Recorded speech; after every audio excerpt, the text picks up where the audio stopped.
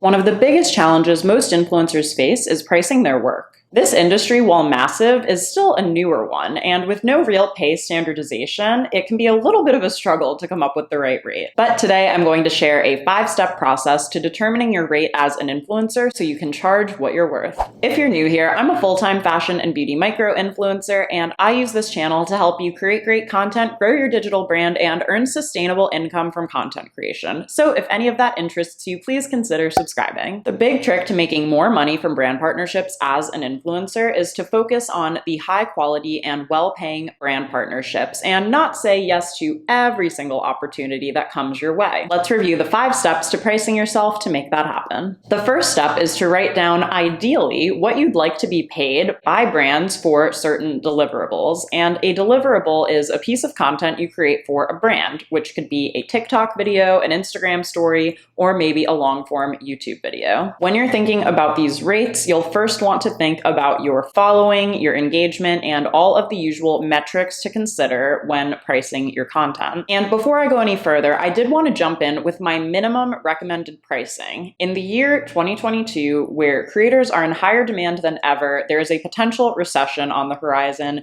and the UGC content creator craze on TikTok is encouraging creators to accept low-paying offers. I want to institute some new minimums. It's my recommendation that even if you have a small following and you've only been creating content for a few months, that you don't accept brand deals that are lower than $250 for image content creation and $500 for video content creation. If you are a nano influencer and that's way more than you would ever dream of charging, I just want to encourage you to remember that this industry is valued at over $13 billion, expected to be over $16 billion by the end of 2022. If we're going to do this as a business, we should treat it as a business. Those are my recommended baseline minimums that you accept for any brand partnership. With that in mind, continue writing down what you'd like to be paid for each deliverable. Think about all of the platforms you create content for and all of the different content pieces within those platforms. What you're essentially doing here is creating a rate sheet or a price list for what it costs to hire you to create specific types of content. If you share your rate sheet with brands, you're kind of exposing the inner workings of your business, and you may be leaving money on the table. So for that reason, I don't recommend sharing this publicly with brand partners, but using it as a go-to, easy to access worksheet for yourself so that you can quickly pull up a price if you're asked for one. One thing I've noticed when I film these videos is people often want streamlined pricing. They want me to say, oh, you have 10,000 followers, they want one TikTok video, you should charge X, but it's just not as simple as that. And this is why I'm giving you these 5 steps so you can go out and create custom quotes and custom pricing for your brand partners, because not only will that give you the opportunity to earn more money, but they'll feel really special when you put together a quote specifically for them based on exactly what they've asked for. That's part of the high quality experience that a brand will get from working with you, an established and brilliant content creator. And that high quality experience also warrants high quality pricing. That leads into the second step, which is to consider not just your follower count and your engagement rate and what your social media accounts look like at this moment, but to factor in your experience and equipment. If you are a professional filmmaker, videographer, if you have a drone or shoot really cool, interesting videos and transitions that not all creators can do, that I think warrants a higher price point as well. And maybe you have previous work experience that is super relevant to this industry. If you're newer to my channel, you may not know this, but I used to be a magazine editor and the content director at a tech startup. And those two experiences relate so closely to content creation and give me a really unique background, perspective, and audience who followed me from those positions that I was in to really deliver a unique and high quality experience as a content creator now. For me personally, my experience is super relevant and it factors in heavily to how I price myself, and it's given me the confidence to ask brands for 4 figures even as a micro influencer. So think about your experience, your equipment, and how you can communicate that when you're talking to a brand. And I think the best way to do this is to use storytelling in the form of a media kit. If you're not familiar with media kits, it is basically an overview snapshot of you, your content, and what brands can hire you for. So if you don't yet have a media kit, I actually have a whole video here on my channel where I walk you through step-by-step how to create a media kit for free using Canva. So I will link that video down below in case you'd like to watch it next after you finish this one. After you've gone through creating your initial rate sheet and taking your experience and equipment into account, the third step in this process is to validate your pricing. Even though this is a newer industry, there are hundreds of thousands of brand deals happening between creators and companies every single week. So now it's time to go out and do some market research and figure out what other content creators who maybe have a similar following size to you or similar style are charging for content. I have 3 resources that I recommend checking out. The first is Clara for Creators. This company is actually founded by my friend Kristen, and it allows you to go in and see what other creators have been paid by brands. So even if the specific brand that you're thinking about pitching or partnering with isn't listed in there, you can kind of look and see what influencers of different sizes and working with brands of different categories, like beauty brands or home brands or food brands, are charging for their content creation. This is a really great way to get a snapshot of what someone else is charging and see if you are in the ballpark with what someone else was paid. Another very similar resource to this is F You Pay Me. We love the name, obviously, and in a similar setup, you are able to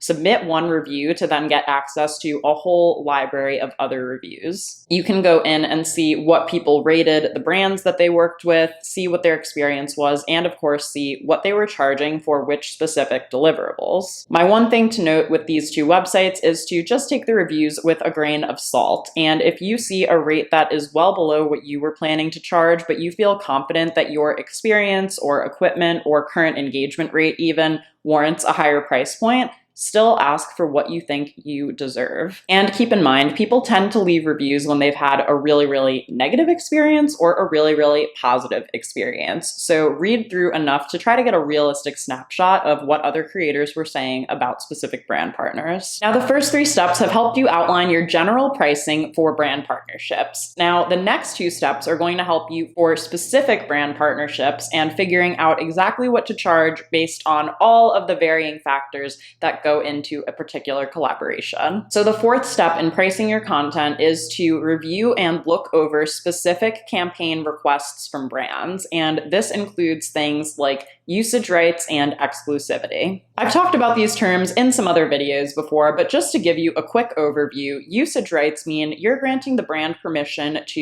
use your image, likeness, and content to promote their products in paid marketing materials. So that could be boosted posts on Instagram, email marketing, billboards, television, who knows what it is. I typically recommend influencers cap usage rights at 12 months because trying to predict trends of the economy, your growth as a creator, and what the worth of the usage is after 12 months is just really complicated. So my recommendation is in your internal pricing sheet to also add in what you'd ideally like to charge for 3, 6, or 12 months of usage rights. Some creators will take a percentage of their content, so they might charge 50% of the content creation cost per month and calculate usage rights that way. Other content creators will determine a set rate, and I do recommend you determine this monthly, again, so that if a brand requests 3 months or 6 months, you can send them a quote, and if they say, oh, that's a lot, we can't do that, you can say, no problem, just shorten the usage window to this amount of money,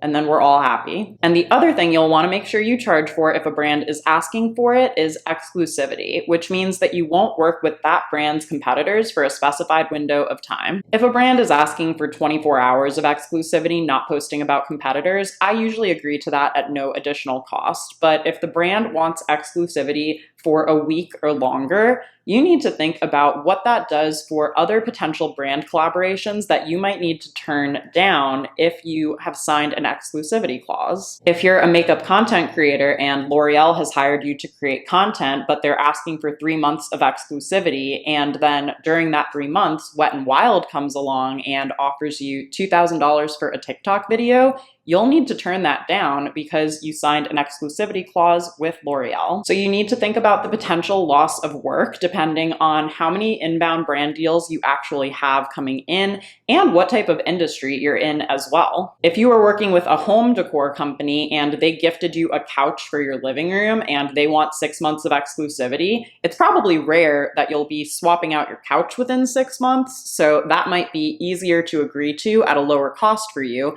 versus if you're a beauty content creator and your job is to constantly test and talk about new products. I hope that quick overview gives you a little bit of insight into exclusivity and how to charge for it, and similar to usage rights, you can also come up with a monthly rate for exclusivity too. And the next step is to brainstorm additional ways to charge more once you have a brand that wants to work with you. Remember, in order to make more money from brand deals as a content creator, you want to be sure that you are making high quality, high paying brand deals with partners that you're really excited about, and not worry about chasing lowball offers from any and every company that sends an offer your way. So I have 3 recommendations for you here, and the first is to add on deliverables to the scope of work that a brand has sent your way, otherwise known as an upsell. An upsell is another way to add on deliverables to your content agreement so that the brand gets more out of you and your content, and you also get paid more. If a brand hired you to create a TikTok video for them, you can also offer to cross-post on Reels for an additional fee. Or maybe if a brand has hired you to write a blog post, you can also add a Twitter shout out with a link back to that blog post for an additional rate as well. The second thing you can do is add on a rush fee. Now, I typically add a rush fee to projects if a brand has reached out and asked me to complete content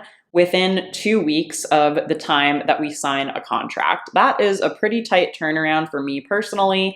Maybe for you, that's no problem, or maybe for you, within a month is a rush fee if you're super, super busy. So think about where that cutoff would be for you, about how long it'll take you to produce a specific content piece from the time that you've signed a contract with a brand to the due date that they're requesting. And my third recommendation is to charge more for busy seasons of the year or a time of the year when you specifically are in higher demand. What I mean by that is maybe you are a content creator who is part of the LGBTQ community, and maybe your audience is also part of that community. If a brand reaches out to you during Pride Month and wants to do a collaboration with you to gain access to your audience, during Pride Month especially, that will be a busier time for you. There's probably a smaller pool of creators to choose from than if brands just got to choose any creator on Instagram. So because there is a higher demand, that can also warrant a higher price. You might also think about this for things like Black History Month, back to school if you are a mom blogger, and other holidays where brands need a specific creator for a specific reason.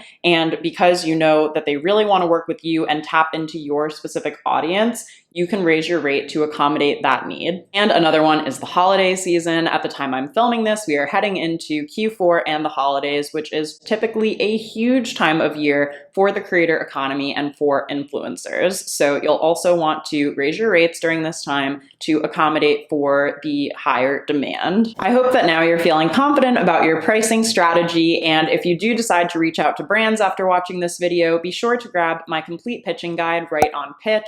This is my pitching strategy that has helped me secure 4-figure brand partnerships even as a micro influencer. I'll leave a link to it down below in the description box of this video. If you enjoyed today's video, check out some of my other recommended videos on the screen, and don't forget to subscribe to my channel for new videos every week for content creators, and you can even turn on the notifications so you get notified whenever I upload. Thanks for watching, and I'll see you next time.